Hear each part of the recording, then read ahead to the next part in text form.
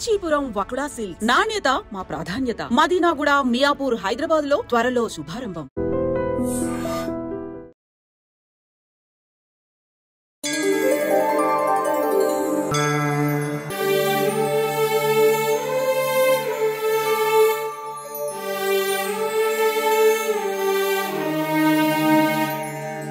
ఎక్కడ కూడా ఈ స్వామివారి ఆలయం కనిపించలేదు చాలా వరకు కూడా.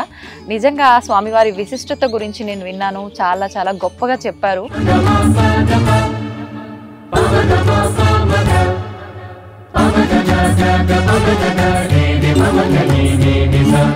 మన గణపతి సచ్చిదానంద స్వామీజీ వారు కాశీ క్షేత్రాన్ని సందర్శించినప్పుడు కాశీలో చింతామణి గణపతి ఆలయం ఉందండి. చింతామణి గణపతి స్వామి స్వయంగా గణపతి సచ్చిదానంద స్వామీజీ వారి స్వప్నంలోకి రావడం,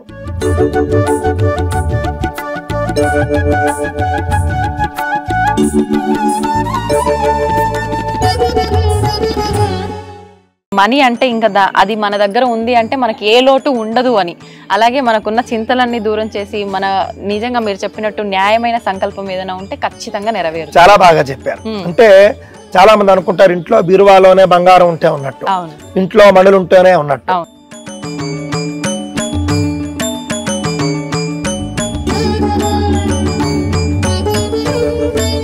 ఈ మణి వద్దకు మనం వచ్చి దర్శనం చేసుకుని పూజ చేసుకుంటే చాలు మాట.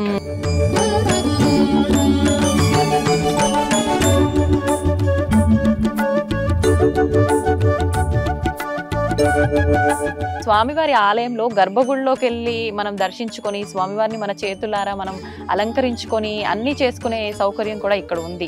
మామూలుగా గర్భగుడిలోకి ప్రవేశం మగవారు వెళ్తుంటారు కానీ ఆడవాళ్ళు చాలా తక్కువ గర్భగుడిలోకి వెళ్తుంటారు, కానీ ఇక్కడ స్వామివారి దగ్గరకు అందరూ వెళ్తున్నారు కదా. మనకు పరమ పూజ్యులైనటువంటి గణపతి సచ్చిదానంద స్వామీజీ వారివి అనేక క్షేత్రాలు ప్రపంచ వ్యాప్తంగా. కావున ఇక్కడ నేను అనుకోవడం అండి, చింతామణి గణపతి స్వామి స్వయంగా పరమ పూజ్య స్వామీజీ వారిని ఆదేశించి ఉంటాడు.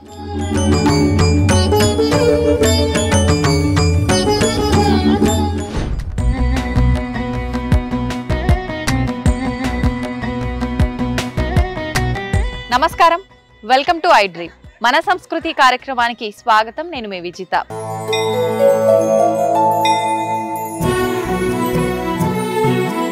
ప్రస్తుతం నేనున్న ప్రాంతం శ్రీ చింతామణి గణపతి దత్తక్షేత్రం దగ్గర నేనున్నాను. ఇక్కడ ఆలయ విశిష్టత గురించి, స్థల పురాణం గురించి చెప్పాలి అనంటే అంతా ఇంత కాదు, మాటలే సరిపోవు. చింతామణి గణపతి ఆలయం గురించి ప్రత్యేకంగా, ఇంకా ఇక్కడ హనుమంతుడి ఆలయము, ఈ క్షేత్రంలో చాలా విశిష్టమైన ప్రదేశాలు, వింతలు, ఇక్కడ మొక్కలు కూడా చాలా ప్రత్యేకత ఉంది, ఇక్కడ దేవతా వృక్షాలు కూడా ఉన్నాయి. వీటన్నింటి గురించి కూడా ఇప్పుడు గురుగారితో మాట్లాడి తెలుసుకునే ప్రయత్నం చేద్దాం. ప్రస్తుతం మనతో పాటు ఉన్నారు ప్రముఖ ఆధ్యాత్మికవేత్త, ప్రవచనకర్త, ఋగ్వేద అధ్యాపకులు శ్రీ సంతోష్ కుమార్ గణపాటి గారు. ఇప్పుడు వారితో మాట్లాడి ఆలయ విశిష్టత గురించి, క్షేత్ర స్థల పురాణం గురించి అడిగి తెలుసుకుందాం.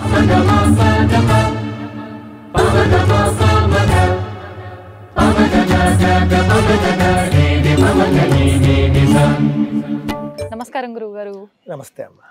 గురుగారు, చూస్తున్నాం మనకి ఎక్కడ కూడా ఈ స్వామివారి ఆలయం కనిపించలేదు చాలా వరకు కూడా. నిజంగా స్వామివారి విశిష్టత గురించి నేను విన్నాను, చాలా చాలా గొప్పగా చెప్పారు. అసలు ఏంటి స్వామివారి విశిష్టత ఏంటి, క్షేత్రం యొక్క విశిష్టత ఏంటో తెలియజేయండి మీ మాటల్లో. మనం చూస్తేనండి, శ్రీ గణపతి సచ్చిదానంద దత్త జ్ఞాన బోధ సభ విశాఖపట్నం, ఈ ఆశ్రమానికి సంబంధించినటువంటి ట్రస్ట్ అది. స్వస్తి శ్రీ కరనామ సంవత్సర మాఘ శుద్ధ విధియ బుధవారం నాడు ధనిష్ఠా నక్షత్ర యుక్త మీన లగ్నమునందు, అనగా జనవరి 25వ తేదీ 2012లో అనఘాదేవి సమేత దత్తాత్రేయ సీతారామాంజనేయ సమేత శ్రీ చింతామణి గణపతి ప్రతిష్ఠ దేవాలయ కుంభాభిషేకములు ఇవి అవధూత దత్తపీఠాధిపతి పరమ పూజ్య శ్రీ శ్రీ శ్రీ గణపతి సచ్చిదానంద స్వామీజీ వారిచే సవైభవంగా నిర్వహించబడినది. నిజంగా ఎంత గొప్ప విశేషం అంటే 2012 అండి. 2012లో చింతామణి గణపతి ఆలయం ఇక్కడ కుంభాభిషేకం అది జరిగింది. కానీ దీనికి బీజం అనేది నాకు తెలిసి 6 సంవత్సరాలకు పూర్వమే పడిందన్నమాట. నిర్మాణానికి అంటే దీనికి సంబంధించి ఇక్కడ ఈ విధంగా కట్టాలని కానీ ఈ స్థలం కానీ ఇదంతా కూడా అంతకంటే 6 సంవత్సరాల ముందే సంకల్పం జరిగింది. మన గణపతి సచ్చిదానంద స్వామీజీ వారు కాశీ క్షేత్రాన్ని సందర్శించినప్పుడు కాశీలో చింతామణి గణపతి ఆలయం ఉందండి. ఆ చింతామణి గణపతి ఆలయానికి వెళ్ళినప్పుడు వారికి అనిపించిందిటండి, నేను ఎక్కడైనా తెలుగు రాష్ట్రాల్లో చింతామణి గణపతి ఆలయాన్ని నిర్మించాలి అంటే అందరూ కూడా కాశీ వరకు రాలేరు కదా, అందుకని నిరంతరం అక్కడి ఉన్నటువంటి తెలుగు ప్రజల కోసం నిర్మించాలి అని వారు అక్కడ గణపతిని ప్రార్థించారు. ఆ శక్తిని ఆయన ఆలయ ప్రతిష్ఠ కోసం శక్తిని అని చెప్పేసి ప్రార్థించారండి. ప్రార్థించినప్పుడు ఆ తర్వాత చింతామణి గణపతి స్వామి స్వయంగా గణపతి సచ్చిదానంద స్వామీజీ వారి స్వప్నంలోకి రావడం. సాధారణంగా అక్కడ ఈ క్షేత్రం గురించి స్వప్నంలోకి వచ్చినారండి. మనం స్వామీజీ వారి జీవిత చరిత్ర చూస్తే గణపతి స్వామీజీ వారికి మిత్రుడు అని ఉంటుంది. చాలా ఆశ్చర్యం. మనకి సహజంగా పీఠాధిపతుల పేర్లు చూసామనుకోండి, మీరు చాలా మందిని చూడండి. ఉదాహరణకు సచ్చిదానంద స్వామీజీ, లేకపోతే సత్యానంద, మరొకటి ఉంటుంది. కానీ మన దత్తపీఠాధిపతులైనటువంటి స్వామీజీ వారి పేరు సచ్చిదానంద స్వామీజీ అని ఉన్నప్పటికీ ముందు గణపతి శబ్దం ఉంటుంది ఉండి గణపతి సచ్చిదానంద స్వామీజీ. ఇది కొంచెం మనకు కొత్తగా అనిపిస్తుంది. దీని వెనుక ఏదో రహస్యం ఉండాలి అనిపిస్తుంది. మనకేమిటంటేనండి, స్వామీజీ వారికి చిన్నప్పటి నుండి కూడా గణపతి దేవుడితో అద్భుతమైనటువంటి మైత్రి ఉన్నది. ప్రశ్న గణపతి అని ఒక గణపతి, ఆయనతో ఎప్పుడు కూడా సహవాసం మాట్లాడి ఎప్పుడూ కూడా గణపతితో మాట్లాడుతూ ఉండేవారు. ఇప్పటికీ మాట్లాడుతూ ఉంటారు. మీరు చూసారా అటువంటి సందర్భాలు ఏమైనా? అంటే వారు చెప్పడం చాలా మంది పాత వాళ్ళు చూశారు, ఇప్పటికీ కూడా మనకు కనిపిస్తుందండి మన కళ్ళ ముందు. వారు ప్రజా సభల్లో ఉంటారంటే, పబ్లిక్ ప్రోగ్రామ్స్ లో ఉన్నప్పుడు కూడా హఠాత్తుగా ఒక్కసారి వారు ఎవరితోనో దివ్య పురుషులతో మాట్లాడుతున్నట్లుగా మనకు కనిపిస్తూ ఉంటుంది ఇప్పటికీ కూడా. అంటే అది మనం అర్థం చేసుకోలేం. ఆ విధంగా చాలా విషయాలు స్వామీజీ వారు గణపతిని అడగడం, గణపతి యొక్క సలహాతో చేయడం అనేది మనకు కనిపిస్తూ ఉన్నదండి. అందులో భాగంగానే ఈ చింతామణి గణపతి క్షేత్రానికి గణపతి అనుగ్రహించగా ఇక్కడ ఈ యొక్క కపిల మహర్షి సంచరించినటువంటి భూమి అని చెప్పేసి ఇందాక మనకు వాళ్ళు చెప్పారండి. చింతామణి గణపతి అని అంటేనే చాలా మంది ఏమనుకుంటారంటే, చింతామణి అంటే అదేమిటో ఒక మణి, ఆ మణితో తయారు చేసినటువంటి గణపతి శమంతకమణిలాగా చింతామణి అంటే ఒక మణి అనుకుంటారు. కాదండి, చింతామణి అని అంటే చింతాయాం సర్వకామప్రద మణిరివ. మీరేదో బాధలో ఉన్నారు, లేదా మీకేదో కావాలి, మీకేదో కష్టం వచ్చింది, లేదా మీకేదో ఒక పని నెరవేరాలి, దానికి సంబంధించినటువంటి బాధలోనో లేకపోతే ప్రయాసలోనో మీరు ఉంటారు, దానికి చింత అని పేరు. అలాంటి చింతా సమయంలో మనకు అన్ని కోరికలను కూడా తీర్చడానికి నేనున్నాను అని చెప్పేసి మనకు తెలియజేసేటటువంటి గణపతికే చింతామణి గణపతి అని పేరు. అంటే ఆయన కోరిక తీర్చడాల్లో, న్యాయబద్ధమైనటువంటి కోరికలు తీర్చడాల్లోనూ మన బాధలను తీర్చడాల్లోనూ ఆయన మణి ఉంటారు. అందువల్ల ఆయనకి చింతామణి గణపతి అని పేరు వచ్చిందండి. అంటే మనీ అంటే ఇంకా అది మన దగ్గర ఉంది అంటే మనకి ఏ లోటు ఉండదు అని. అలాగే మనకున్న చింతలన్నీ దూరం చేసి మన నిజంగా మీరు చెప్పినట్టు న్యాయమైన సంకల్పం ఏదైనా ఉంటే ఖచ్చితంగా నెరవేరు. చాలా బాగా చెప్పారు. అంటే చాలా మంది అనుకుంటారు ఇంట్లో బీరువాలోనే బంగారం ఉంటే ఉన్నట్టు, ఇంట్లో మణులు ఉంటేనే ఉన్నట్టు. కాదండి, ఈ విధంగా ఇక్కడ చింతామణి గణపతి స్వామి మహాత్ముల యొక్క చేతుల మీదుగా ప్రతిష్ఠ కావించబడి మనందరికీ దర్శనం ఇవ్వడం అనేది మనందరికీ మణి ఉన్నట్లుగా ఈ మణి వద్దకు మనం వచ్చి దర్శనం చేసుకుని పూజ చేసుకుంటే చాలా మాట. అంతే, మీరు చెప్పింది వాస్తవం అండి. నిజంగా భగవంతుడు ఎక్కడున్నా ఆయన న్యాయబద్ధంగా ఉన్న భక్తులకి ఎప్పుడు అనుగ్రహిస్తాడు అంటారు కదా, మన ఇంట్లో ఉన్నట్టే స్వామివారు. అంతే అంతే నిజంగానే. పైగా ఏంటంటేనండి, ఇక్కడ మీరు వాతావరణం చూస్తే ప్రకృతి ఒడిలో స్వామి ఉంటాడు. ప్రకృతి అంటే ఎవరండి? అమ్మవారు, పార్వతీదేవి. దేవి భాగవతంలో చెబుతుంది, నా యొక్క స్వరూపమే ప్రకృతి అని చెప్పేసి. అంటే స్వామి ఇక్కడ తల్లి ఒడిలో ఉన్నాడు. సాక్షాత్తుగా కొండ కింద ప్రకృతి రమణీయమైనటువంటి ఒడిలో ఆయన ఉన్నారు అని అంటే కన్న తల్లి ఒడిలో ఉన్నారు ఆయన. ఎంత లాలనలో ఉంటే అంతే కదండి. ఎంత చక్కగా. మరొక అంశం ఏమిటంటే, మీరు మంచి మాట చెప్పారు చూసారా, కన్న తల్లి లాలనలో ఉన్నప్పుడు పిల్లలు చాలా సంతోషంగా ఏమండి. మీరు వెళ్ళి ఏమైనా అడిగారు అనుకోండి, వెంటనే ఇచ్చేస్తారు. అంతే. పైగా కేవలం ప్రకృతి ఒడిలో మాత్రమే కాదు, ఇక్కడ మీరు చూస్తే కొండ.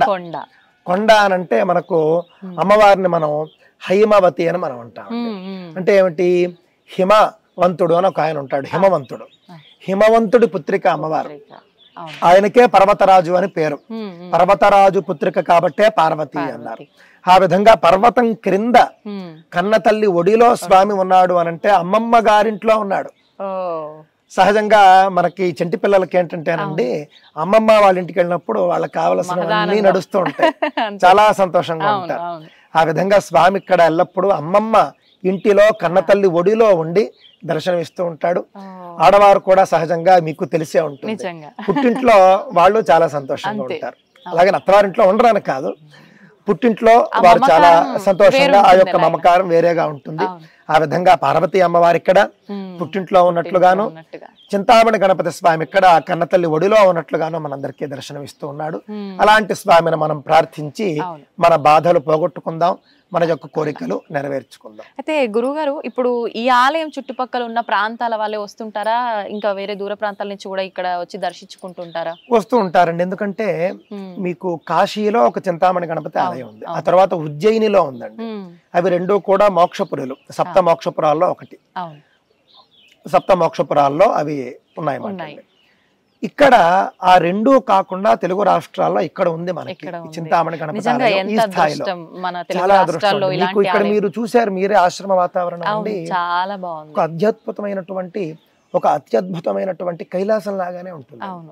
కైలాసం ఏ విధంగా ఉంటుంది అని మీకు అక్కడ వర్ణన ఉంటుందో ఆ విధంగా మనకు చెట్లు, రుద్రాక్ష చెట్టుతో మొదలుపెట్టి రాశి వనం ఏమిటి, నక్షత్ర వనం ఏమిటి, అదే విధంగా నవగ్రహ వనం, 32 గణపతులు, ఆంజనేయ స్వామి సన్నిధి, దత్తాత్రేయుడు, శివాలయము, ఈ విధంగా అన్నపూర్ణ మందిరం ఉంటుంది. ప్రతి ఆదివారం అన్నదానాలు, చిన్నపిల్లలకు ఆదివారాల్లో విద్యార్థులకు ప్రత్యేకమైనటువంటి ఉచిత తరగతులు, వాళ్లకు భోజనాలు, ఇవన్నీ కూడా ఒక అద్భుతమైనటువంటి ప్రత్యేక ఆధ్యాత్మిక లోకం. అవును, నిజంగానే. ఇప్పుడు మీరు అన్నారు కానీ నేనే మాట్లాడదాం అనుకున్నా. మామూలుగా చాలా బాధలు, ఇబ్బందులు ఉండి ఎటైనా వెళ్ళిపోయి 4 రోజులు ప్రశాంతంగా ఉండి వస్తే బాగుంటుంది అనిపిస్తుంది కదా గురుగారు, అలాంటి వాళ్ళకి చాలా అద్భుతమైన ప్రదేశం. ఇప్పుడు సహజంగా చాలా మంది ఏమో వారాంతాల్లో మేము ఏదో వెకేషన్స్ కి వెళ్తున్నా ఉంటాం. అవునండి. మీరు మామూలుగా వెకేషన్కి వెళ్ళారనుకోండి, మీకు డబ్బు ఖర్చు అవుతుంది, మీకు ఏదో ఆనందం వస్తుంది అంతే. కానీ ఇలాంటి చోట్లకి మీరు వచ్చినప్పుడు ఇది మీకు ఒక ఆధ్యాత్మికమైనటువంటి ఒక అద్భుతమైన ప్రకృతి లోకం ఇది. ఇలాంటి చోటుకు వచ్చారనుకోండి, మీరు శనాదివారాల్లోని మీకు పెద్దగా ఖర్చే ఉండదు. చక్కగా మీరు మీ యొక్క వాహనంలో రావడమో లేకపోతే బస్సులో రావడమో ఆటోలో రావడమో ఖర్చు తప్పితే, వచ్చిన తర్వాత మీరు చక్కగా దర్శనాలు, పూజలు అన్ని చేసుకుంటారు. ఆదివారాల్లో అన్నదానం ఉంటుంది కాబట్టి భోజనం కూడా ఇక్కడే అయిపోతుంది. మీరు ఒక దివ్యానుభూతితో వెళతారు. నిజంగానే వేరే చోట్ల మీకు ఆధ్యాత్మికత లేని చోట్లకి వెళ్ళారనుకోండి, మీరు అక్కడ మీకు కేవలం టూరిస్ట్ గా వెళతారు. మీరు డబ్బు ఖర్చు, ఆనందం. కానీ ఇక్కడ డబ్బు తక్కువగా ఖర్చు అవుతుంది, ఆనందంతో పాటు దివ్యానుభూతి, మనశ్శాంతి, ప్రశాంతత, కష్టాల నుండి మీకు ఒక ఊరట ఇక్కడ మీకు కనిపిస్తుంది. అంతే. అంటే మనకు ప్రకృతిని చూడగానే అన్ని మర్చిపోతాము. కన్న తల్లితో ఇందాక మీరు అన్నట్టుగా ఉంటే అన్ని ఎలా మర్చిపోతామో అలా ప్రకృతి ఒడిలో ఉన్న ఫీలింగ్ కాదు, నిజంగానే ఉంటున్నాం కాబట్టి మనసులో ఉన్న ఆలోచనలు ఏవి కూడా అసలు గుర్తుకనేది రాదు. అవన్నీ తొలగిపోయి మంచిగా సంతోషాన్ని నింపుకొని వెళ్ళిపోతారు నిజంగానే. అయితే గురువుగారు, మనకు స్వామివారి ఆలయంలో గర్భగుడిలోకి వెళ్ళి మనం దర్శించుకొని స్వామివారిని మన చేతులారా మనం అలంకరించుకొని అన్ని చేసుకునే సౌకర్యం కూడా ఇక్కడ ఉంది. మామూలుగా గర్భగుడిలోకి ప్రవేశం అక్కడ పౌరోహిత్యం నిర్వహించే పురోహితులకి తప్ప మిగతా వాళ్ళకు ఉండదు. ఒకవేళ ఉన్నా మగవారు వెళ్తుంటారు కానీ ఆడవాళ్ళు చాలా తక్కువ గర్భగుడిలోకి వెళ్తుంటారు. కానీ ఇక్కడ స్వామివారి దగ్గరకు అందరూ వెళ్తున్నారు కదా, దాని వెనకాల ఆంతర్యం ఏమైనా ఉందా? మనకు పరమ పూజ్యులైనటువంటి గణపతి సచ్చిదానంద స్వామీజీ వారివి అనేక క్షేత్రాలు ఉన్నాయి ప్రపంచవ్యాప్తంగా. అమెరికా, యూరప్ తో మొదలుపెట్టి మనకి భారతదేశంలో ఎక్కువగా ఉన్నాయి. భారతదేశంలో ఉన్నటువంటి అనేక దత్తక్షేత్రాల్లో ఇది ఒక గణపతి క్షేత్రం, దత్తక్షేత్రంతో కూడినటువంటి గణపతి క్షేత్రం. వారు ఒక్కొక్క ఆలయానికి వారికి ఒక్కొక్క సంకల్పం ఉంటుందండి. వారి సంకల్పం కూడా ఒక్కొక్కసారి వారి స్వతసిద్ధ సంకల్పాలు ఉంటాయి, ఒక్కొక్కసారి సాక్షాత్తుగా భగవంతుడే చెబుతారు. కావున ఇక్కడ నేను అనుకోవడం అండి, చింతామణి గణపతి స్వామి స్వయంగా పరమ పూజ్య స్వామీజీ వారిని ఆదేశించి ఉంటాడు, లేదా గణపతి సచ్చిదానంద స్వామీజీ వారికి స్వయంగా అనిపించి ఉంటుంది. ఈ విధంగా ఇక్కడ ఎక్కడా లేదు, కానీ ఇక్కడ ఈ విధంగా చేద్దాం. ఎందుకు అనంటే ఇది దివ్య క్షేత్రము, ఇది సాధారణమైనటువంటి భూమి కాదు. కావున ఇక్కడ ప్రతి ఒక్కరూ కూడా స్వయంగా గణపతిని లోపలికి గర్భాలయంలోకి వెళ్ళి అర్చించుకునేట్లుగా నేను ఇక్కడ అందరికీ కూడా అవకాశం ఇస్తాను అని పూజ్య స్వామీజీ వారే సంకల్పం తీసుకున్నారు అని నేను అనుకుంటూ ఉన్నాను. మనం ఇందాక చెప్పుకున్నట్లుగా తల్లి ఒడిలో ఉండడము అని అంటే అంతే కదండి, మనకి తల్లి గర్భం నుండే మనం వస్తాం. ఆ విధంగా తల్లి ఒడిలో ఉన్నాడు కాబట్టి ఆయన ప్రతి ఒక్కరూ కూడా వచ్చి తల్లి ఒడిలో ఉన్నటువంటి గణపతిని పూజించుకునే అవకాశాన్ని ఇచ్చారని నేను అనుకుంటున్నాను. చిన్నపిల్లోడు తల్లి ఒడిలో ఉంటే చూడడానికి ముద్దుగా ఉంటే అందరం ఎలా అయితే ఆకర్షితులమై వెళ్ళిపోతామో అలాంటి అవకాశం ఇవ్వడం కోసం స్వామి కల్పించారు. అలాంటి అవకాశం ఇవ్వడం కోసమే. నిజంగానే గురుగారు మీరు గమనించండి, ఇక్కడ ఉన్నటువంటి గణపతి మీకు విగ్రహం మీకు ఎంత పెద్దది కనిపించినా కూడా మీకు ఏదో ఆయన ఒక చిన్న బాలులాగానే ఉంటాడు. దానికి కారణం ఇదేనండి, ప్రకృతి ఒడిలో ఆయన ఉండడం వల్ల ఇక్కడ చక్కగా భక్తులంతా గర్భగుడిలోకి స్వయంగా వెళ్లి పూజలు చేసుకోవచ్చు. పేద సంపన్న లేకపోతే బడుగు బలహీన లేకపోతే ఉన్నత స్త్రీ పురుష లేకపోతే బాల వృద్ధ ఏ భేదాలు లేవండి. అందరూ గర్భగుడిలోకి వెళ్ళొచ్చు, అందరూ పూజ చేసుకోవచ్చు. కాకపోతే మీరు చక్కగా స్నానం చేసి రావాలి. ఆ మగవారైతే కనుక తప్పక తలకు స్నానం చేసి రావాలి, ఆడవారైతే కనుక మామూలు స్నానం చేసినా కూడా చక్కగా చెల్లుతుంది. పవిత్రమైనటువంటి చీర కట్టుకుని వస్త్రధారణతో ఆడవారు రావాలి. మగవారు కూడా చక్కగా పంచె కట్టుకుని వస్తే చాలా మంచిది. బొట్టు పెట్టుకుని రావాలి, జుట్టు విరబూసుకొని రాకూడదు, జడ వేసుకోవాలి తప్పకుండాను. ఈ విధంగా సాంప్రదాయ వేషధారణతో వస్తే కనుక ఇలాంటి దివ్యమూర్తుల్ని మనం పూజించుకున్నప్పుడు ఆ యొక్క ఫలితాన్ని మనం ఎక్కువగా అనుభూతి చెందగలుగుతాం, ఆ యొక్క ఫలాన్ని మనం ఎక్కువగా స్వీకరించగలుగుతాం. నిజం గురుగారు, మీరు చెప్పింది నిజంగా మంచి మాటలు చెప్పారు. తర్వాత మనం ఈ క్షేత్రంలో విశేషమైనవి చాలా ఉన్నాయి. ఇప్పుడు ఆలయ విశిష్టత గురించి, స్వామివారి గొప్పతనం గురించి చాలా చక్కగా తెలియజేశారు. మరి మీరు అన్నట్టుగా రుద్రాక్ష చెట్టు అన్నారు, ఇంకా మిగతా ఆలయాలు అన్నారు, మనం వాటి గురించి కూడా తెలుసుకుందామా? తప్పకుండానండి. మనం ఇక్కడ మీరు రుద్రాక్ష చెట్టు పక్కనే మీకు కార్యసిద్ధి ఆంజనేయ స్వామికి పూర్ణ ఫల దీక్షలు అని ఉన్నాయండి. వాటి గురించి మనం తెలుసుకునే ప్రయత్నం చేద్దాం.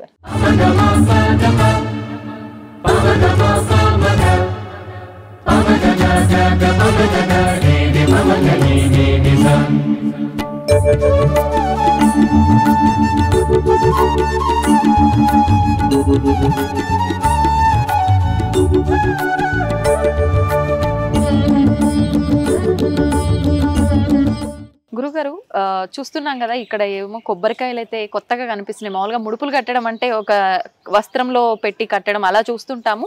ఇప్పుడు ఇక్కడ చూస్తుంటే డైరెక్ట్ గా కొబ్బరికాయలే కనిపిస్తున్నాయి. దీని గురించి తెలియజేయండి. దీనికి పూర్ణ ఫల దీక్ష అని పేరండి. పూర్ణ ఫలము అంటే కొబ్బరికాయ. ఎందుకు అంటే మీకు గుండ్రంగా ఉంటుంది, అవునండి, లోపల నిండా నీళ్లు ఉంటాయి. ఆ విధంగా దీనికి పూర్ణ ఫలము అని పేరండి. ఈ దీక్షకు పూర్ణ ఫల దీక్ష అని పేరు. ఆంజనేయ స్వామిని ఉద్దేశించి చేసేది. ఆంజనేయ స్వామిని ఉద్దేశించి చేసేది. మనకి ఈ క్షేత్రంలో కార్యసిద్ధి ఆంజనేయ స్వామి అని ఉన్నాడు అన్నమాట. స్వామీజీ వారు వారి అనేక ఆశ్రమాల్లో కార్యసిద్ధి ఆంజనేయ స్వామిని ప్రతిష్ఠ చేశారు. కార్యసిద్ధి అంటే ఏమిటి చెప్పండి? పనవడం. అంటే మన యొక్క కార్యాన్ని సిద్ధింపజేసేది మనకు కార్యసిద్ధి అని, మన కార్యాలను సిద్ధింపజేసేటటువంటి ఆంజనేయ స్వామి కార్యసిద్ధి ఆంజనేయ స్వామి. కావున మీకు ఏదైనా ఒక పని ఉందనుకోండి, ఉదాహరణకు మీకు ఉద్యోగం రావాలి, మీకు అంటే ఆల్రెడీ మీకు ఉద్యోగం ఉందనుకోండి, ఉద్యోగం రావాలనుకోండి, ఉద్యోగంలో ప్రమోషన్ రావాలి, అలాంటప్పుడు మీకు చాలా కాలంగా అవటం లేదు పని, మీ ప్రయత్నాన్ని మీరు చేస్తూ మీకు ఏదో నేను ఎంత కష్టపడినా కూడా నాకు ఫలితం రావటం లేదే, ఎందుకు ఇలాగా అని మీకు ఒకరోజు అనిపిస్తుంది. అప్పుడు రావాలి ఇక్కడికి. అప్పుడు వచ్చి, అంటే ఈ మాట ఎందుకు చెబుతున్నానంటే, మేము పూర్ణ ఫలదీక్ష కట్టేస్తాం, ఇంక మేము హాయిగా ఇంట్లో కాలు మీద కాలేసుకుని కూర్చుంటే పనులు అయిపోతాయి, అలా ఉండదు. ఎప్పుడు కూడాను ఏ కర్మైనా కూడా మన ప్రయత్నం మనం చేస్తూ మనం ఈ యొక్క దైవ కార్యక్రమాలు అనేవి చేయాలి. ఈ పూర్ణ ఫల దీక్ష ఈ విధంగా మనకు ఉద్యోగం రావాలనో, ఉద్యోగంలో ప్రమోషన్ రావాలనో, పెళ్లి కావాలనో, పెళ్ళైతే పిల్లలు పుట్టాలనో, కొంతమంది విదేశీయానానికి ప్రయత్నం చేస్తారు, వాళ్ళకేమో వీసా రాకపోవడాలు ఇవన్నీ కూడా ఇబ్బందులు ఉంటాయి. ఏ పని కోసమైనా సరే మీరు ఇక్కడికి వచ్చి కార్యసిద్ధి ఆంజనేయ స్వామిని దర్శించి పూర్ణ ఫల దీక్ష చీటీ ఇస్తారు. చక్కగా చీటీ తీసుకుంటే కనుక మీకు ఒక కొబ్బరికాయ ఇస్తారు, ఈ విధంగా కొబ్బరి బొండం ఇస్తారు. బొండాన్ని తీసుకుని మీరు ఆంజనేయ స్వామి మందిరంలోకి వెళ్ళారనుకోండి, అర్చకులు ఉంటారు అక్కడ, అర్చకులు మీతో సంకల్పం చేయిస్తారు. మీరు ఎందుకు కడుతున్నారో కూడా అడుగుతారు. ఆ విధంగా మీతో సంకల్పం చేయిస్తారు. బయటికి చెప్పాలండి? అంతేనండి. మీరంటే అర్చకుడికి చెబితే చాలు ఇది పని అని, అప్పుడు ఆ పనితో సంకల్పం చేయిస్తారు. ఆ పని పేరు కోరికలు నెరవేరు అంటుంటారు కదా, అంటే దేవుడి దగ్గర చెప్పాల్సిందేగా. మీరు అర్చకుడికి చెప్తే దేవుడికి చెబుతున్నట్టు, అంటే దేవుడి కోసం చెబుతున్నట్టు. అందువల్ల మీరు అర్చకుడికి చెప్తే అదే సంకల్పం చేయిస్తాడు ఆయన. ఆ విధంగా మీరు సంకల్పం చెప్పుకొని స్వామికి ఈ యొక్క పూర్ణ ఫల దీక్ష నేను చేస్తున్నాను అని చెప్పుకుంటారు. ఈ దీక్ష 16 రోజుల దీక్ష అండి. 16 రోజులుగా ఈ రోజు మీరు ఈ పూర్ణ ఫలాన్ని మీరు తీసుకున్నారనుకోండి, సంకల్పం చేసుకుని సంకల్పం చేయించి పూజ చేస్తారు స్వామికి. ఆ తర్వాత మీరు ఈ కొబ్బరికాయల మీద మీకు డేట్లు కనిపిస్తున్నాయి. ఈ డేట్ ఏమిటంటే మీరు కట్టినటువంటి రోజు నుండి 16 రోజులకు లెక్క వేసి 16వ రోజు అక్కడ మీకు డేట్ ఉంటుందండి. అంటే మొదలు పెట్టిన రోజు మళ్ళీ 16వ రోజు మీకు మొదలు పెట్టిన రోజు వేయరు సహజంగాను, మీకు 16వ రోజే వేస్తారండి. అంటే మీకు 16వ రోజు ఎప్పుడు వస్తుంది అనేది ఇక్కడ వేస్తారు. మీకు ఆ రోజు దీన్ని తీస్తారు. అంటే 16వ రోజు మీరు రావాలి ఇక్కడికి. ఒకవేళ మీరు రాలేకపోయినా కూడా ఇక్కడ అర్చకులు ఏం చేస్తారంటే ఈ రోజు మనం స్వామికి కొట్టాల్సినవి ఏమున్నాయని తీస్తారు. చూస్తే డేట్ ఉంటుంది, వెంటనే ఆ బొండం తీస్తారు. బొండం తీసి ఒలిచేసి ఆ కొబ్బరికాయను కొట్టి స్వామికి నైవేద్యం చేస్తారు. ఈ 16 రోజులు కూడా మీరు మొదటి రోజు మీరు సంకల్పం చేస్తారు కదా, అప్పుడు మీకు ఒక మంత్రం ఇస్తారు. త్వమస్మిన్ కార్య నిర్యోగే ప్రమాణం హరిసత్తమ హనుమన్ యత్నమాస్థాయ దుఃఖక్షయ కరోభవ. ఈ శ్లోకం ఎక్కడిదంటేనండి వాల్మీకి రామాయణంలో సుందరకాండలో సీతాదేవి అక్కడ అశోకవనంలో ఉన్నప్పుడు ఆంజనేయ స్వామి వస్తాడు చూసారా, ఆంజనేయ స్వామితో చెబుతుంది త్వమస్మిన్ కార్య నిర్యోగే ప్రమాణం హరిసత్తమ హనుమన్ యత్నమాస్థాయ దుఃఖక్షయ కరోభవ. ఈ యొక్క కార్యంలో నేను నిన్ను నియోగిస్తూ ఉన్నాను, లేదా నువ్వు నియోగించబడ్డావు. చక్కగా నీ యొక్క కార్యాన్ని నువ్వు నియోగించబడినటువంటి కార్యాన్ని నువ్వు సఫలం చేసి ఈ దుఃఖ సాగరం నుండి నన్ను బయటపడవేయని సీతాదేవి ఆయనతో చెబుతుంది. అదే శ్లోకం మనకి ఇక్కడ పూర్ణ ఫల దీక్షలో ఇస్తారు. 16 రోజులు రోజు కనీసం 108 సార్లు తో మొదలుపెట్టి ఎన్నిసార్లు చేయగలిగితే అన్ని సార్లు కూడా మీరు జపం చేయాల్సి ఉంటుంది. ఇదంతా కూడా ఒక వ్రతం లాగా ఈ 16 రోజులు. అంతే, 16 రోజులు ఒక చాలా నియమాలు అని అంటేనండి, మాంసాహారము మద్యము లేకుండా ఉంటే మంచిది. ఇతర విషయాల్లో కూడా 16 రోజులు సాత్విక ఆహారం తీసుకుంటూ ఇంట్లోనే భోజనం చేస్తూ కొంచెం మంచిగా ఉంటూ సత్యాన్ని మాట్లాడుతూ ఈ విధంగా మనం చేస్తే కనుక మనకు మరింత సత్ఫలితం వస్తుంది. గురువు గారు, ఇప్పుడు మామూలుగా నియమాలు పాటించాలన్నారు. కొంచెం పెద్దవాళ్ళు పూజలు ఏమైనా చేస్తుంటే పిల్లలు అన్ని నియమాలు పాటించాలంటే కష్టమే. ఇప్పుడు ఎగ్జాంపుల్కి నేను ఇలాంటిది ఏదైనా దీక్ష తీసుకున్నానే అనుకోండి, కార్యఫల సిద్ధి కోసము, నేను ఒక్కదాన్ని నియమాలు పాటించాలా, ఇంటిలిపాది పాటించాల్సి ఉంటుందంటారా? ఏం లేదండి, ఎవరైతే సంకల్పం చేసుకుంటారో వాళ్ళే పాటిస్తే సరిపోతుంది. ఇంట్లో వాళ్ళు చేయాల్సింది ఒకటి ఉంది.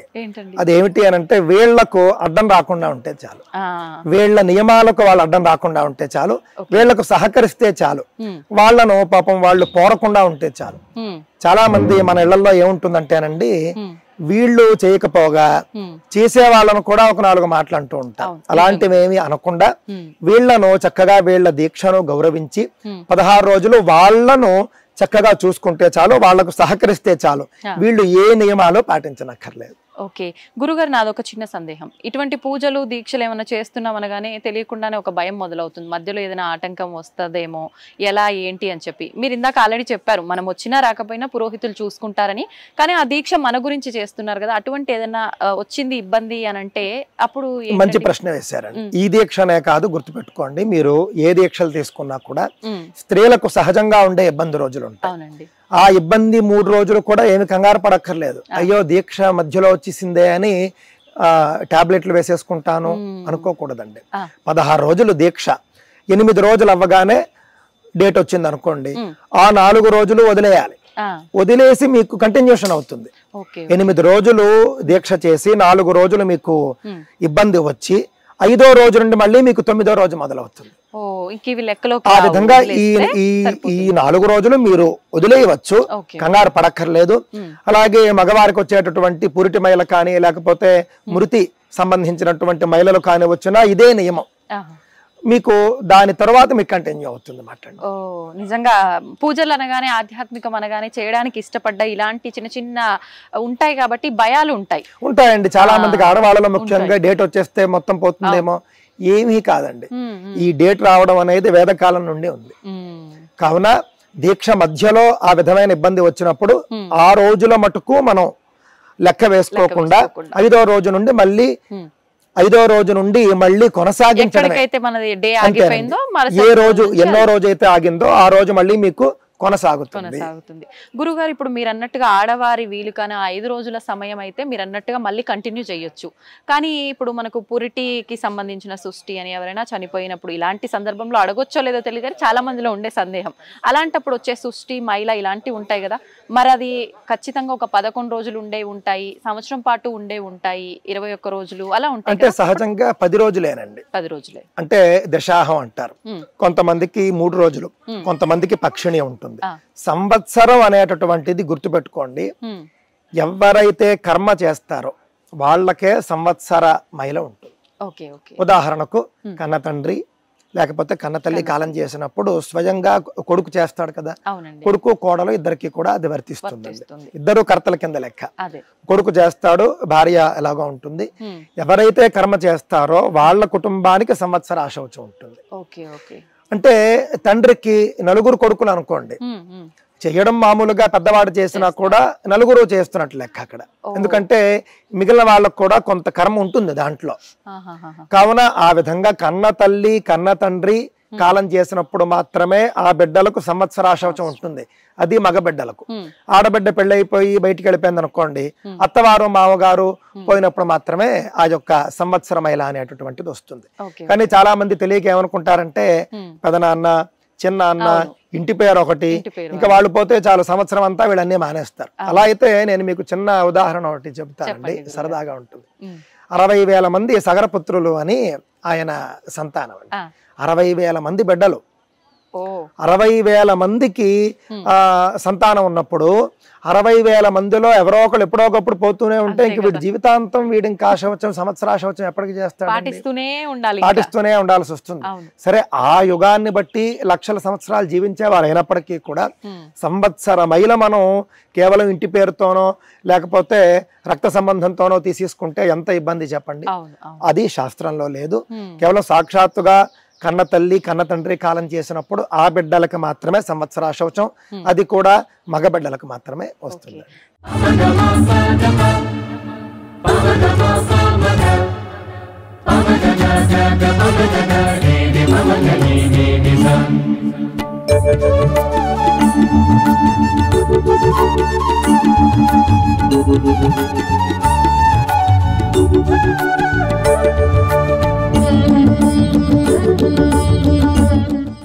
సంతోషం గురుగారు, మాకు ఈ యొక్క ముడుపుల విశిష్టతతో పాటు నిజంగా చాలా డౌట్స్ కూడా క్లియర్ చేశారు. ఇక్కడ ముడుపనే కాదు, ఎక్కడ ముడుపు కట్టాలన్నా ఏదన్నా నోము లాంటి చేయాలన్నా కూడా ఇలాంటి డౌట్స్ ప్రతి ఒక్కరిలో ఉన్నాయి. అవన్నీ కూడా ఈ వీడియో చూస్తే కనుక నివృత్తి అయిపోతాయి.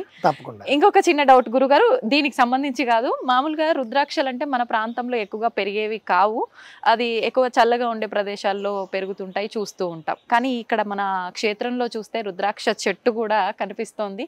దీని గురించి ఒక్కసారి మనం మాట్లాడుకుందామా? ఇది సహజంగానండి దేవతా వృక్షాలు అని మీకు కొన్ని ఉంటాయండి. ఈ దేవతా వృక్షాలు అన్ని చోట్ల పెరగవు, గుర్తుపెట్టుకోండి. తులసి చెట్టు చాలా మన భాషలో చెప్పాలంటే సున్నితమైనదండి. తులసి చెట్టుకి అనేక నియమాలు ఉంటాయి. అందుకే మన ఇంటి వద్ద మనం పెంచుకునేటటువంటి తులసి చెట్టుకి అనేక నియమాలు ఉంటాయి. తులసి చెట్టుకు నియమాలు ఉండటంతో పాటు తులసి చెట్టు ఎలా ఎదుగుతుందో దాన్ని బట్టి కుటుంబ ఎదుగుదల ఇది కూడా ఉంటుందండి. అది కూడా చెబుతారు. దేవతా వృక్షాలు సూచిస్తాయి మనకి అవి. కావున తులసి, మారేడు, ఔదుంబరం అంటే మేడి, రావి, మర్రి, మోదుగ, వేప ఇవన్నీ కూడా దేవతా వృక్షాలండి. రుద్రాక్ష చెట్టు ఇంకా మనకి చెప్పక్కర్లేదు, పేరులోనే దేవుడు ఉన్నాడు రుద్ర అని చెప్పేసి. శివుడి యొక్క కళ్ళ నుండి రాలినటువంటి కొన్ని అశ్రు బిందువులు. ఆయన ఒకానొక సందర్భంలో కొన్ని వేల ఏళ్ళు శివుడు తపస్సు చేశాడు. తపస్సు చేసినప్పుడు అంతటి తీవ్రమైన తపస్సు తరువాత ఒక సందర్భంలో అలా కళ్ళు తెరుస్తాడు. ఆ కళ్ళ నుండి కొన్ని బిందువులు నేల మీద రాలుతాయండి. ఆ బిందువుల నుండి పుట్టినటువంటిదే రుద్రాక్ష చెట్టు. రుద్ర అంటే శివుడు, అక్ష అంటే కళ్ళండి, అక్షి అంటే. ఆ విధంగా రుద్రాక్ష అనేటటువంటిది సొంతంగా శివుడి కళ్ళ నుండి ఉద్భవించింది దేవతా వృక్షం. ఇలాంటి దేవతా వృక్షాలు మనకి ఎక్కడంటే అక్కడ పెరగవండి. చాలా మంచి సారవంతమైన భూమి ఉండాలి, దానికి చాలా మంచి వాతావరణం కూడా ఉండాలండి. అందుకే మనకు రోజు కూడా తులసికి మనం ఎందుకు పూజ చేస్తామంటే తులసి ఎదగడానికి ఆ యొక్క పూజ అనేది ఉపయోగపడుతుంది. ఓ పూజ ఎదగటానికి కూడా ఉపయోగపడుతుంది. ఇందులో రహస్యం ఏమిటంటేనండి, చాలా మంది చెప్పరు. ఒక పరిశోధన ఒకటి ఉందిటండి. ఆ పరిశోధన ఏమిటంటే, ఒక అడవిలో, ఇది అమెరికాలోనే చేసినట్లుగా ఉన్నారు, ఎక్కడ చేశారో నాకు గుర్తులేదు, కానీ ఒక చోట ఏం చేశారంటేనంటండి, ఒక గ్రూప్ ఆఫ్ పీపుల్ ఒక చెట్టు వద్దకు వెళ్ళి రోజు ఆ చెట్టును తిడుతూ ఉండడం, రోజు ఆ చెట్టును దూషిస్తూ ఉండడం, రోజు ఆ చెట్టుని మానసికంగా బలహీనం చేసినట్లుగా మాట్లాడడం. మనుషులతో ఎలా అంతేనండి. ఒక సాటి మనిషిని ఏ విధంగా మనం పూర్తిగా అసలు ఒక ఇది చేస్తామో ఆ విధంగా ఒక చెట్టుని చేశారండి ఒక చోట. ఇంకో చోట మాత్రం ఏం చేశారంటే, చక్కగా ఆ చెట్టు వద్దకు వెళ్ళి రోజు నీళ్లు పోయడం, ఆ చెట్టుని ప్రేమగా చూసుకోవడం, ఆ చెట్టు వద్ద ఒక ఆహ్లాదకరమైనటువంటి వాతావరణం ఏర్పరిచారన్నమాట. రెండు మార్పులు గమనించారు. గమనిస్తే రోజు తిడుతున్నటువంటి చెట్టు చిట్ట చివరికి చచ్చిపోయే స్థితికి వచ్చిందండి. రోజు ఎంతో సంతోషకరంగా మంచిగా చూసుకున్నటువంటి చెట్టు మంచి అభివృద్ధి సాధించింది. ఇది వేల ఏళ్ల క్రితమే మన వాళ్ళు గమనించారండి. అందువల్లనే మనకు దేవతా వృక్షాలు, మనకు మేలు చేసే దేవతా వృక్షాలు ఏవైతే ఉన్నాయో వాటిని పూజించడం అనేది మన సంస్కృతిలో చేరింది. రోజు పూజించి, మనకు పూజల్లో ఏముంటుందండి, తులసమ్మవారిని మనం స్తుతిస్తాం, చక్కగా మనం భక్తిగా నీళ్లు పోస్తాం, అలాగే ధూపం ఇస్తాం, దీపం ఇస్తాం, నైవేద్యం ఇస్తాం. మహాభారతంలో ఉంది మనకు. మహాభారతంలోనండి వృక్షశాస్త్రం మీకు చెబుతారు. ఆ వృక్షశాస్త్రంలో ధూపం ఇవ్వడం ద్వారా, నీళ్లు పోయడం ద్వారా, పూజ చేయడం ద్వారా, వీటన్నింటి వల్ల కూడా చెట్ల వృద్ధిలో మార్పు ఉంటుందని దాంట్లో ఉందండి. అందులో అంటే నీళ్లు, చెట్లు వాటి యొక్క వేళ్ల ద్వారా నీటిని తాగుతాయి అనేటటువంటిది మనకు మహాభారతంలో మొట్టమొదట మనకు కనిపిస్తుంది. తర్వాత మనకు తాజాగా శాస్త్రవేత్త జగదీష్ చంద్రబోస్ గారు చెప్పడం జరిగిందండి. ఆ విధంగా చెట్లకు కూడా భావోద్వేగాలు ఉన్నాయి. అది భారతీయ శాస్త్రవేత్త జగదీష్ చంద్రబోస్ గారే లోకానికి తెలియజేశారు, చెట్లకు కూడా భావోద్వేగాలు ఉన్నాయని. కావున మనం ఏదైనా ఒక చెట్టును మనం భక్తిగా చూసుకుంటే అద్భుతంగా పెరిగి మనకు అద్భుతమైన ఫలితాలు ఇస్తుంది. కావున ఇలాంటి దేవతా వృక్షాలు అనేటటువంటివి పెరగడం చాలా కష్టం అండి. కానీ రుద్రాక్ష చెట్టు మీరు చూస్తే ఈ ఆశ్రమంలో ఇంత అద్భుతంగా పెరుగుతున్నది. మళ్ళీ దేవతా వృక్షాల్లో రుద్రాక్ష చెట్టు కాస్త మళ్ళీ డిఫరెంట్. రుద్రాక్ష చెట్టు చల్లని ప్రదేశాల్లో ఎక్కువగా పెరుగుతూ ఉంటుంది. కానీ ఇక్కడ మీరు వేసవి కాలంలో చూస్తే టెంపరేచర్ ఎంత ఉంటుందో మీకే తెలుసు, 45 వరకు వెళ్ళిపోతుంది. అయినా ఇక్కడ రుద్రాక్ష చెట్టు అద్భుతంగా పెరిగింది. ఇది క్షేత్ర మహిమగాను, పూజ్య స్వామీజీ వారి మహిమగాను నేను భావిస్తూ ఉన్నాను. నిజంగానే తెలిసిపోతుంది గురుగారు, ఆ మహిమ అనేది ఉండే ప్రశాంతమైన వాతావరణంలో మనం ఎంత ప్రశాంతంగా ఉంటున్నామో ఇదొక నిదర్శనం. అయితే మీరు అన్నట్టుగా ఇలాంటి వింతలు ఇంకొన్ని ఆ విశేషాలని తెలియజేస్తున్నాయి కళ్ళకు కట్టినట్టుగా. గురుగారు, ఇప్పుడు ఈ రుద్రాక్షలు వచ్చిన తర్వాత ఎవరైనా తెంపొచ్చా వాటిని, ఏంటి, ఎలా వాటిని మళ్ళీ ఏమైనా చేయాల్సి ఉంటుందా పూజలో? అంటే ఇక్కడ ఈ చెట్టుకి సంబంధించి పబ్లిక్ ఎవరికి కూడా అనుమతి లేదండి. పబ్లిక్ తెంపుకోవచ్చు అని మనం మొదలు పెట్టామనుకోండి, అసలు ఒక కాయ ఉండదు చెట్టుకి. కావున అలాంటి అనుమతి లేదు. దర్శనం చేసుకుని వెళ్ళడమే. ఈ కాయల్ని ఇక్కడి ఆశ్రమ వాళ్ళే సేకరిస్తారు. సేకరించి అవకాశం ఉన్నప్పుడు భక్తులకు ఇస్తూ ఉంటారండి. మామూలుగా కాయ పండిన తర్వాత ఆ పండు నేల మీదకి రాలిపోతుంది. రాలిపోయిన తర్వాత మనం పైన ఉన్నటువంటి స్కిన్ అంతా కూడా తీసేస్తే లోపల మీకు రుద్రాక్ష ఉంటుంది. ఇక్కడ సహజంగా ఈ చెట్టుకి పంచముఖ రుద్రాక్షలు వస్తూ ఉంటాయండి. అప్పుడప్పుడు 6 ఆ విధంగా కూడా మనకు కనిపిస్తూ ఉంటుంది. అలాగని ఇది పంచముఖ రుద్రాక్ష చెట్టే అని చెప్పలేము, అటు ఇటుగా కూడా ఉంటుంది.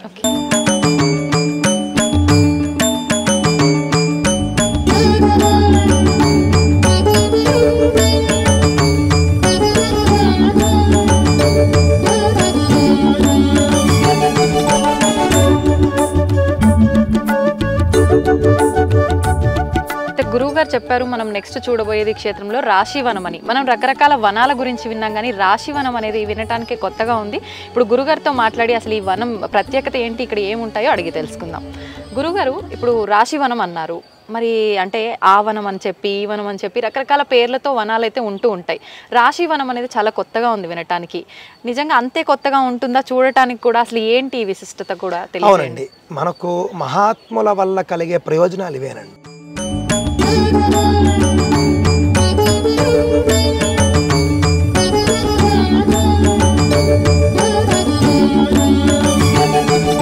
మనం ఇప్పుడు రాశివనంలో ఉన్నామండి. మనకి మహాత్ముల వల్ల కలిగేటటువంటి ప్రయోజనం ఇదేనండి. అవును గురుగారు. మనకు శంకర భగవత్పాదాచార్యుల్లాగా మహాత్ములు భారతదేశంలో అవతరిస్తూనే ఉంటారు. ఆ విధంగా పరమ పూజ్యులు గణపతి సచ్చిదానంద స్వామీజీ వారు ఈ యొక్క రాశివనం అనేటటువంటి ఒక కాన్సెప్ట్ ని తీసుకొని వచ్చారు. ఇది పురాణాల్లో ఉన్నదే. ఏమిటి రాశివనము అని అంటే కనుక 12 రాశులకు కూడా 12 చెట్లు ఉన్నాయండి. రాశికి చెట్టు అంతేనంటే మేషరాశికి ఒక చెట్టు, ఆ విధంగా 12 రాశులకు ఉంటుంది. 27 నక్షత్రాలకు కూడా 27 చెట్లు ఉంటాయి అక్కడ. అంటే ప్రత్యేకంగా ఒక చెట్టుని అట్లా నిర్దేశించబడిందే ఉంది. అంతేనండి, ఇది మనకు శాస్త్రంలో ఉంది. 9 గ్రహాలకు 9 చెట్లు ఉంటాయి. మీ నక్షత్రాన్ని బట్టి, మీ రాశిని బట్టి, అదే విధంగా మీ యొక్క జాతకంలో ఏ గ్రహం బలహీనంగా ఉంటే ఆ చెట్టు వద్దకు వెళ్ళి మీరు ప్రదక్షిణ చేయడం కానీ, కాసేపు అక్కడ ఏదైనా మంత్రజపం చేసుకోవడం కానీ చేయడం వల్ల మీరు మంచి ఫలితాన్ని పొందుతారండి. ఓకే గురుగారు, ఇప్పుడు చెట్టుకు ప్రదక్షిణ అన్నారు మీరు. అయితే ఇప్పుడు ఇలాంటి విషయాలు వినగానే ఆ చెట్టు ఎక్కడున్నా కూడా వెళ్ళి పూజ చేస్తాము, ప్రదక్షిణలు చేస్తాం అంటారు. అంటే ఇది ఇంత మహిమతో కూడి ఉన్న ప్రదేశం కాబట్టి అలా చేస్తే ఫలితం ఉంటుందా? మనం ఎక్కడ చేసుకున్న ఆ చెట్టుకి ఫలితం ఉంటుందా? ఎక్కడైనానండి, మీకు సనాతన ధర్మంలో అసలు గొప్ప వరం ఏమిటంటేనండి, భగవంతుడు ఏ మతం ప్రకారమో కూడా భగవంతుడు నేరుగా వచ్చి కనిపించడం అనేది చాలా అరుదండి, చాలా అరుదు. మనకు చాలా అపరూపంగా జరుగుతూ ఉంటుంది. వేదంలో కూడా పరోక్ష ప్రియా ఇవహి దేవాహ అంటారు. అంటే దేవతలు పరోక్షంగా ఉండడానికి ఇష్టపడతారని. ప్రత్యక్ష ద్విష అని కూడా ఉంది. అంటే ప్రత్యక్షం అవడానికి కూడా వాళ్ళకి అంతగా ఆసక్తి ఉండదు. అంతటి తీవ్రమైన తపస్సుతోనే వాళ్ళు ప్రత్యక్షం అవుతారు. కానీ సనాతన ధర్మంలో గొప్పదనం ఏమిటంటేనండి, ఈ చెట్లు ప్రత్యక్ష దైవాలు, అదే విధంగా చెట్లు కదిలే దైవాలు. స్థావరాలుగా ఒక చోట ఉండిపోతాయి కానీ గాలి వేసినప్పుడు కదులుతాయి కదండి.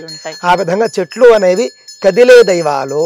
కదిలే దైవాలకి మనం వెళ్ళి దండం పెట్టుకున్నా, ప్రదక్షిణ చేసినా, పూజ చేసినా కూడా, అంటే అన్ని చెట్లు కాదు, మళ్ళీ చక్కగా మీకు మన శాస్త్రంలో చెప్పిన దేవతా వృక్షాల వద్ద మీరు ప్రదక్షిణ చేసినా, పూజ చేసినా, అక్కడ ఏదైనా జపం చేసుకున్నా, ఎక్కడికి వెళ్ళినా మీకు ఏ దేవతా వృక్షం మీకు ఎక్కడున్నా కూడా మీకు ఫలితం ఉంటుంది. కానీ ఇలాంటి దివ్య క్షేత్రాల్లో ఉండే చెట్లకు మరింత మహిమ ఉంటుంది. ఎందుకనంటే ఇప్పుడు మీరు చూసినట్లయితే అక్కడ వారు పూజ చేస్తున్నారు.